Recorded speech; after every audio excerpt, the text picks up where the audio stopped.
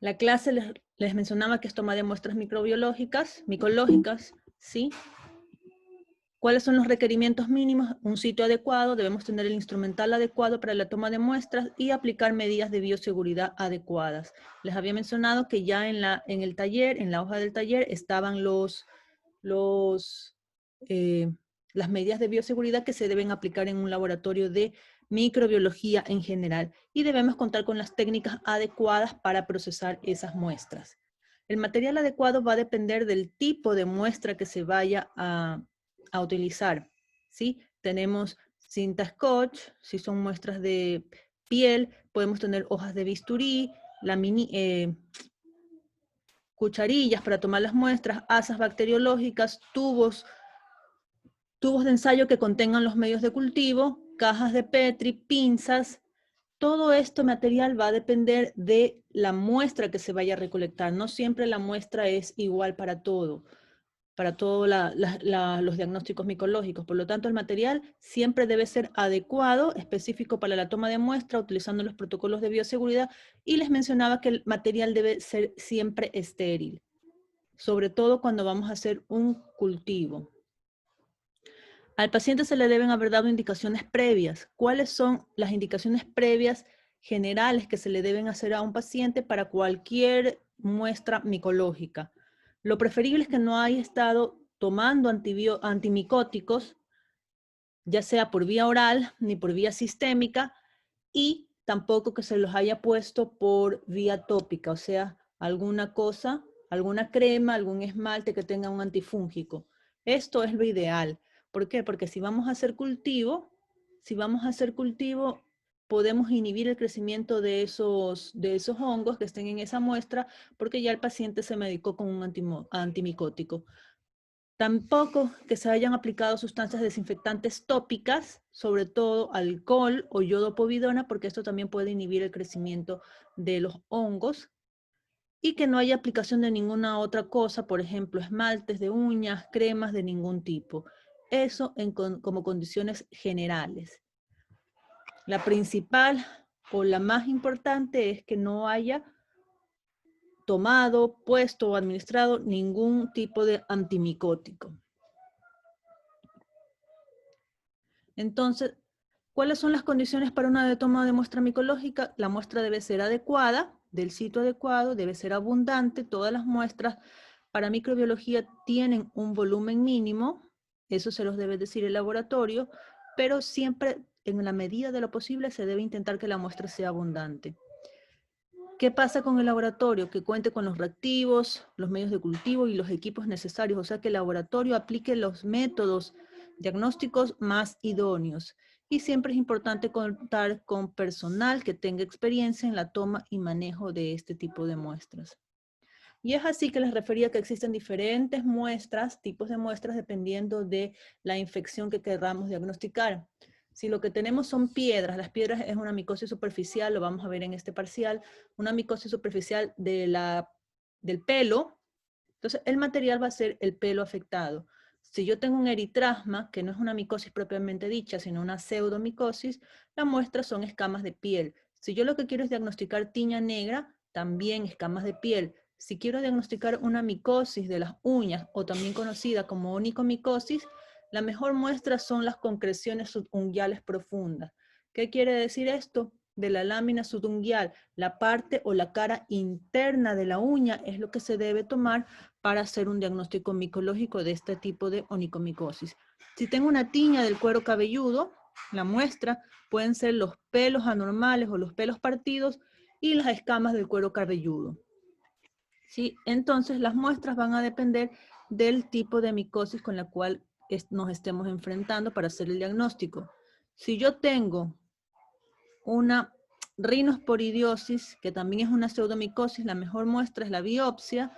Cromoblastomicosis, que es una micosis sistémica, puedo tomar, dependiendo del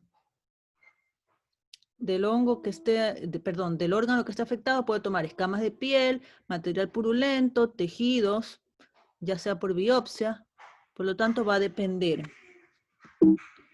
Si yo tengo una candidiasis, una perionixis, que es una candidiasis a nivel de la uña, ¿sí? De la cutícula, yo puedo tomar pus, material purulento, o escamas del pliegue supraunguial. Como ustedes pueden ver, las muestras pueden ser muy variadas. Ejemplo de estas son histoplasmosis, que es una micosis sistémica profunda. Puedo tomar desde sangre periférica, biopsia de médula external, puedo tomar material de úlceras, material purulento de úlceras, puedo tomar líquido cefalorraquídeo, si hay afección del aparato respiratorio, puedo tomar esputos, lavados bronquiales, puedo tomar hasta biopsias ganglionares, punciones esplénicas, o sea, biopsia de vaso, etcétera. Si tengo una candidiasis sistémica, igual, las muestras son muy variables. Por lo tanto, debo saber dónde es el sitio más idóneo para tomar la muestra y eso va a identificar mi muestra. La muestra más adecuada, me va a indicar la muestra más adecuada. Entonces vamos a empezar. Ya sabíamos que las micosis se dividen en dos grandes grupos, en micosis superficiales y en micosis profundas. Entonces tengo aquí las micosis superficiales. Aquí hay diferentes lesiones. Si ustedes ven aquí lesiones de piel lampiña, la piel lampiña es aquella que no tiene vellos. Entonces aquí hay un ejemplo de una lesión de piel lampiña. Esto es una tiña de piel. Aquí la muestra idónea es las escamas, o sea, tomo las escamas de piel. Lesiones de uñas, una onicomicosis, ya habíamos visto, está tomando con un bisturí las concreciones subunguiales. Si tengo lesiones del cuero cabelludo, miren esta lesión, es una tiña. También son los pelos afectados que generalmente están como partidos o dañados, y las escamas. Si yo tengo una lesión en las mucosas, por ejemplo, esta que está aquí es una candidiasis, esas placas blancas, yo puedo hacer un exudado de esas placas, o sea, con un hisopo, un exudado o un hisopado, con un hisopo tomar esas muestras. Acá hay otro ejemplo de mucosas, aquí es una lesión del oído externo, que esto es propio de personas que tienen los oídos húmedos, pueden haber aspergillus. Entonces yo tomo con un hisopo una muestra de esta lesión, de ese exudado. Y en el caso de las micosis profundas, ya les había comentado que va a depender del órgano que esté afectado. Si yo tengo lesiones en piel como estas, como úlceras, gomas o nódulos, yo puedo tomar biopsias de esto. ¿Sí? Si está drenando algún material purulento o cero purulento, también puedo tomar la muestra de ese material. Si tengo lesiones como estas que da el micetoma, que es una micosis subcutánea, o sea que afecta al tejido celular subcutáneo, este tipo de lesiones, si ustedes ven allí que drenan material purulento, se puede tomar ese material o también se puede hacer biopsia. Si tengo afección del aparato respiratorio, esputo o lavados bronquiales, que son muestras más profundas. Si tengo afección del sistema urinario, del aparato urinario, la muestra orina. Si tengo lesiones oculares, dependiendo de dónde sea, aquí puedo tomar hasta del humor vítreo. Entonces, en el caso de las micosis profundas no existe una muestra única. Eso va a depender de la afección que esté, del sistema que esté siendo afectado. Y vamos a ver diversas técnicas. Una de estas es la técnica de la cinta Scotch, ¿sí? La técnica de la cinta Scotch, que eso es para diagnóstico de pityriasis versicolor, que es una micosis superficial. Al final de este parcial vamos a ver pityriasis versicolor y vamos a ver un poquito más la técnica de la cinta Scotch. Entonces, si ustedes ven, lo que se hace es cortar una tira de 5 centímetros de la cinta Scotch y se coloca sobre la lesión haciendo una ligera presión, con el lado engomado hacia la lesión, ¿sí? Estamos tomando muestras de escamas de la piel, pero escamas muy pequeñas o muy superficiales. Y luego se retira esta cinta Scotch y se la coloca sobre un portaobjetos con las escamas hacia abajo, o sea, con la parte engomada que se pegue al portaobjeto, previa aplicación del aclarante. Ya vamos a ver qué es un aclarante. Entonces, esta es una de las técnicas que se utilizan bastante en micología, sobre todo para diagnóstico de pityriasis versicolor, que es una micosis superficial. Muestra de uñas. Si ustedes ven aquí hay diferentes fotografías de uñas.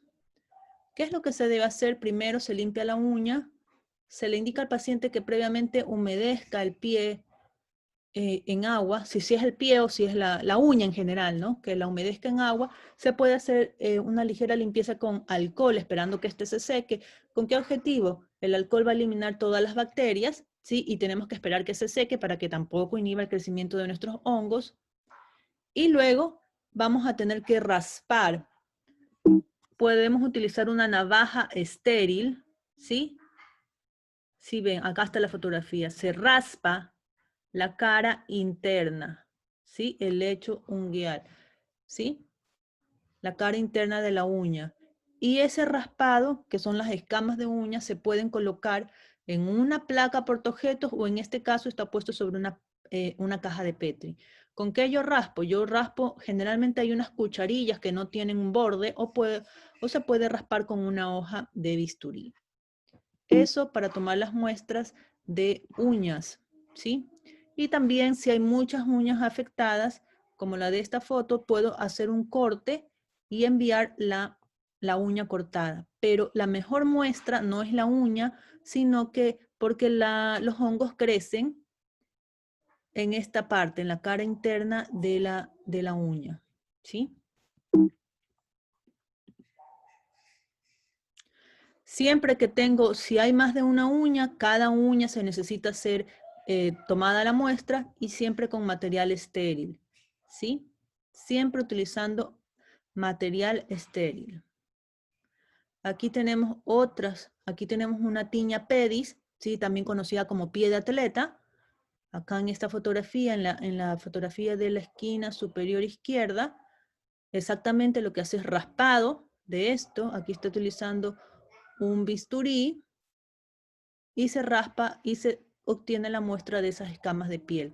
Acá tiene una tiña corporal, parece en el tronco, y también puedes raspar en esta zona, se puede utilizar una placa portaobjeto. Entonces con el borde raspo y tomo esta muestra. Eso en cuanto a las tomas de muestras microbiológicas. Ahora vamos a pasar al diagnóstico micológico como tal, que es lo que corresponde al proceso analítico, o sea, el análisis directamente en el laboratorio. Para que un resultado de un examen salga adecuadamente, que salga correcto, no solamente interviene la fase analítica, o sea, lo que se hace en el laboratorio, sino lo que se hace en la fase preanalítica, que es la toma y transporte de la muestra. O sea, que la muestra esté adecuadamente tomada y que el transporte de esa muestra sea el adecuado, ¿sí? Y, bueno, otra cosa que interviene, que ya les mencionaba, es el proceso analítico. Es lo que se hace en el laboratorio. ¿Cuáles son los exámenes que se pueden hacer dentro de la micología? Vamos a hablar generalidades de esto. A medida que vayamos entrando en las patologías, vamos a ir viendo cada uno de los exámenes que se aplican dependiendo de la micosis que queramos diagnosticar. Entonces vamos a hablar del examen directo. En el caso del examen directo, el material obtenido, como pelos, escamas, uñas, a veces materialmente purulento, a veces material purulento debe ser aclarado antes del examen microscópico. ¿Qué quiere decir aclarado? Cuando hablo de aclarar, significa que quiero visualizar mejor los elementos fúngicos, ¿sí? ¿Cuáles son los elementos fúngicos? Las hifas, las levaduras y sus elementos de reproducción. Y entonces utilizo sustancias que me van a permitir hacer eso. ¿Cuál es la función de estas sustancias? Que se colocan siempre en aquellas muestras que tengan mucho material proteico, queratina. Un ejemplo de estas son las escamas de la piel, las uñas, ¿sí? Que lo que van a hacer es aclarar esa muestra. Van a destruir toda esa queratina, esas proteínas, y van a permitir visualizar mejor las estructuras fúngicas. ¿Cuáles son las sustancias aclarantes que se utilizan? Puedo tener hidróxido de potasio al 10%, al 20% o al 40%. Entonces yo pongo un poco de mi muestra y le pongo esta sustancia aclarante. Puedo utilizar la flama, o sea, el mechero, ¿sí? Puedo acercar hacia un mechero, hacia una llama, para que esto estimula la reacción y hace que se vuelva más rápida. Y después con eso le pongo una laminilla. Una lámina cubre objeto y lo veo al microscopio. Los exámenes directos o exámenes en fresco solamente me permiten detectar la presencia o ausencia de estructuras micóticas.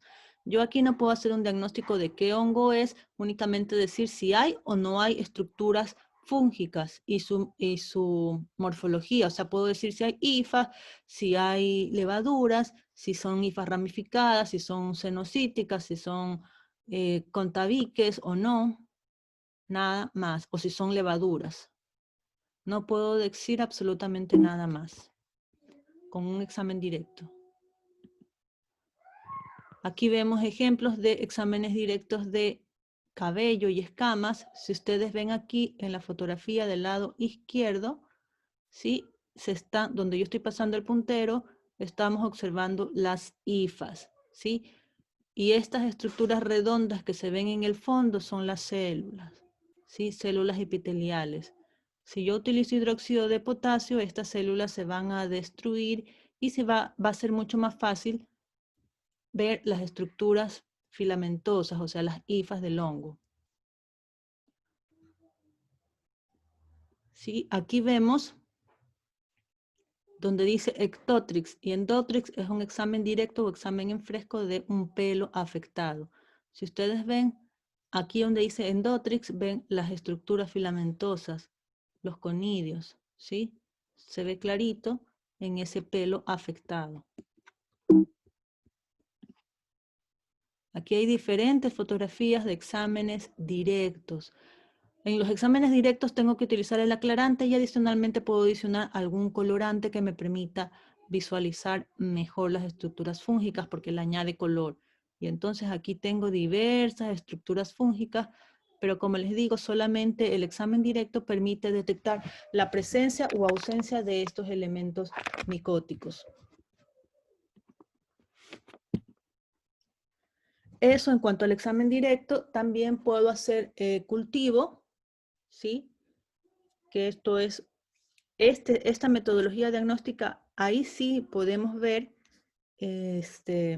ya ahí sí podemos hacer un diagnóstico de género y especie de ese microorganismo.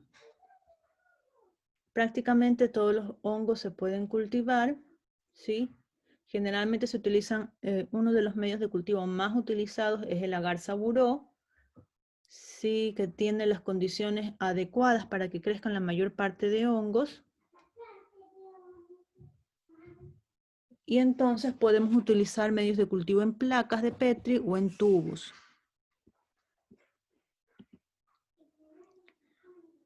Yo puedo sembrar desde material sólido como pelos, uñas, escamas, biopsias, material blando como pus, sangre, exudados sobre la superficie del medio y generalmente en micología se cultiva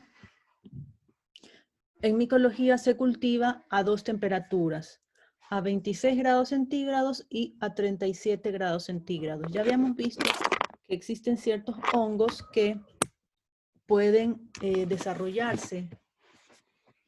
Existen ciertos hongos que pueden desarrollarse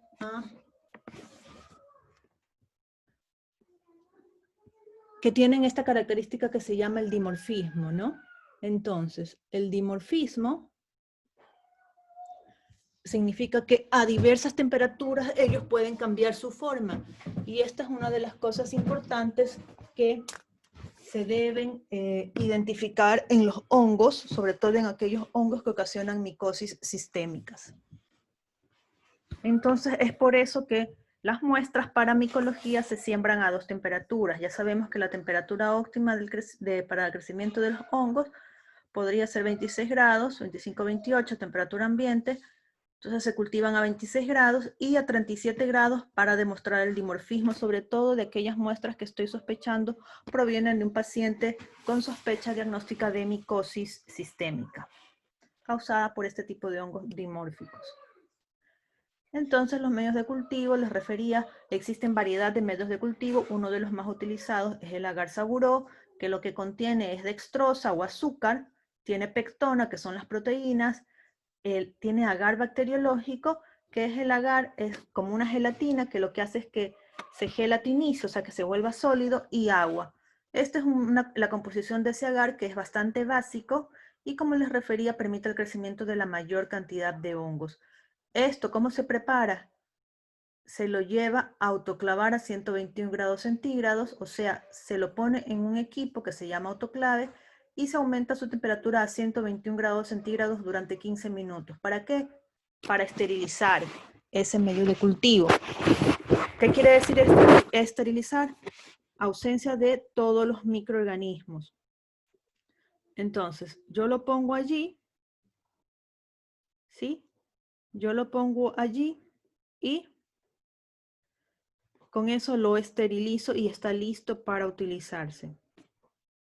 Sirve para hacer un aislamiento, para transportar, para revitalizar ciertas cepas micológicas. Y como les refería, hay infinidad de medios de cultivo. Entonces tenemos agar harina de maíz, agar sapet, agar lidman, agar caseína, agar arroz. Su nombre lo indica todo. Agar arroz lleva arroz, agar harina de maíz lleva harina de maíz. Papa, Lowenstein Jensen, agar alpiste negro, etc. Cromo agar cándida. El cromo agar cándida es este agar que ustedes lo ven aquí, que es un agar cromogénico, o sea, que permite que los hongos tomen a diferentes colores y con eso yo hago una identificación presuntiva. ¿Qué medio voy a seleccionar? Dependiendo de la muestra que vaya a procesar o del hongo que yo quiera hacer que crezca, ¿sí? Entonces no vamos a entrar en detalles, existen diversos agares, pero uno de los más utilizados es el agar saburo que ya les había mencionado y esa es su composición básica. Tiene azúcar, pectona, agar y agua. Luego que yo ya he crecido, ya tengo crecido mi microorganismo, ¿qué es lo que tengo que hacer?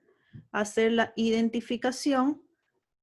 Habíamos hablado que en micología la mayor parte de los hongos, los hongos tienen dos formas.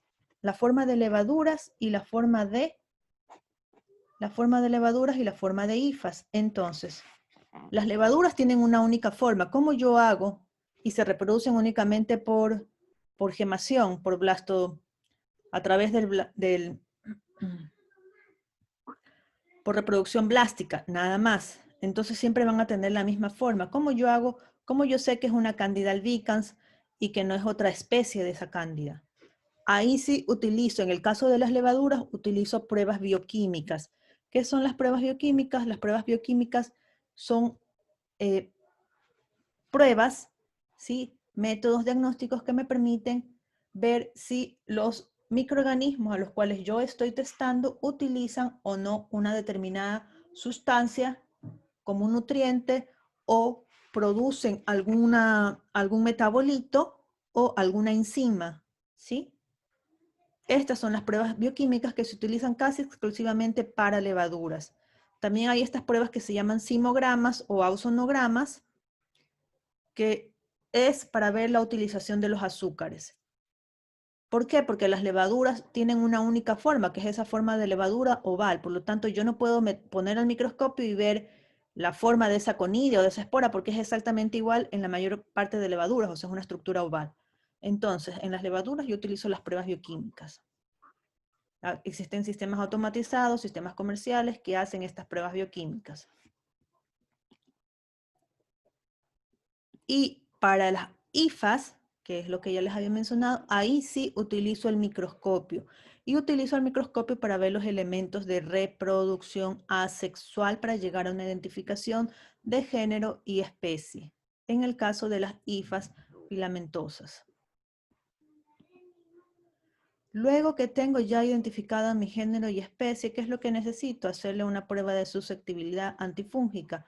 O sea, necesito probar qué antifúngico es útil para ese hongo que he aislado. Y es así que existen diversos métodos para hacer, les voy a mencionar, microdilución en caldo, un fungigrama con discos, un fungigrama utilizando esta colorante que se llama azul de alamar, test como este que está aquí en la fotografía, y también existen equipos automatizados. ¿Cuál es el objetivo de esa prueba de susceptibilidad antifúngica? Ver si el antifúngico puede ser un miconazol, un voriconazol, es útil para el hongo que yo he aislado. Pero hay que tener en claro que no todos a diferencia de las bacterias, ¿no? Los hongos tardan un poco más en desarrollar resistencia. Por lo tanto, las pruebas de susceptibilidad antifúngica no es algo que se haga de rutina. Generalmente se tratan con los mismos antifúngicos a las mismas dosis. Entonces, no es algo que se hace de rutina, se hace más en los laboratorios de referencia y para ciertas condiciones clínicas de los pacientes. Por ejemplo, que nosotros ya sabemos, una candidiasis sistémica, o sea, una bacteremia, una fungemia, tengo hongos en la sangre por una especie de cándida, ahí sí es necesario porque la patología es grave y generalmente el perfil de resistencia o sensibilidad de las cándidas en general no está bien definido, o sea, no es igual. Por lo tanto, ahí sí necesito hacer un fungigrama. Pero como les refería, no es algo que se hace de rutina, como se hace con las bacterias. ¿Sí? Hasta ahí con los métodos ya vimos entre los métodos de diagnóstico, tenemos el examen directo, tenemos el cultivo y existen pruebas inmunológicas. ¿Cuáles son las pruebas inmunológicas? Las pruebas inmunológicas sirven para detectar la presencia de antígenos. Sí, yo puedo detectar antígenos con las pruebas inmunológicas. Puedo detectar anticuerpos también. ¿Y cuáles son las pruebas que me permiten detectar anticuerpos? Una de las más utilizadas en micología es la intradermorreacción, que es bastante similar a la prueba del PPD, que es la que se hace para la tuberculosis. Aquí en esta fotografía está. Se inocula un antígeno del hongo, ¿sí? Y se produce una reacción que generalmente es una roncha, una pápula, la cual se va a leer o medir en 24 a 48 horas después. Y eso me demuestra que el paciente ha estado en contacto con ese hongo. O sea, lo que estoy demostrando es la presencia de anticuerpos frente a ese hongo. Existen otras pruebas como es el ELISA, fijación del complemento e inmunodifusión radial como es esta que está acá, que son pruebas inmunológicas para detectar anticuerpos frente al hongo.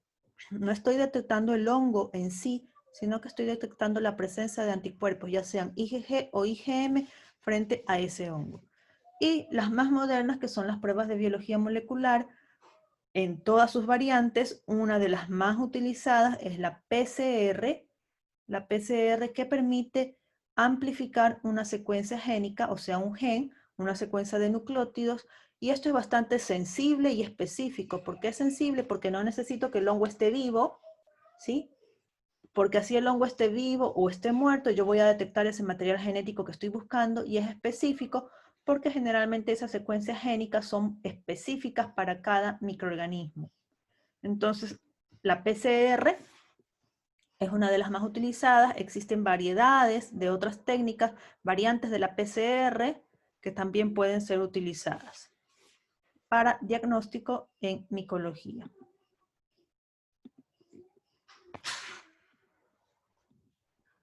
Doctora, disculpe, yo tengo una